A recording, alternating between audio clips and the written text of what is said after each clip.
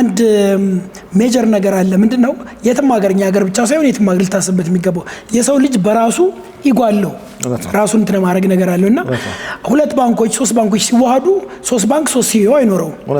ሶስት ባንክ ለምሳሌ ያንዳንዱ ጋር 10 ቦርድ ቢኖር 30 ቦርድ አይኖረው 10 ብቻ ነው የሚኖረው ስለዚህ የነዛ ቦርድ የነበሩ ሰዎች ላይሆኑ ይችላሉ ማኔጅመንት የነበሩ ሰዎች ላይሆኑ ይችላሉ ስለዚህ ትልቁ መታገል ያለብን ሼርሆልደሮችም ቦርዱም ማኔጅመንቱ መታገል ያለባቸው ኢጓቸውን ለጊዜው ትተው ለሼርሆልደሩ ሲባል የራሳቸውን ነገር መተውና ለምሳሌ እኔ የአንድ ባንክ ሲኦ ኮንኩ መርጅ በሚደረግበት ጊዜ ላልሆን ይችላል ይሄን ዓለም አስቀድመን ጭንቅላታችን ማዘጋጀት ከመጀመሪያው ዝግጅት ስለዚህ ይሄ ሳክሪፋይስ ነው ያ ምናየው ነገር ነው ይሄ ትግል ያጋጥመናል ይሄ ትግል ደግሞ ኢትዮጵያ ውስጥ አይደለም ነገ ሲኦ ላልሆን ይችላል ነገ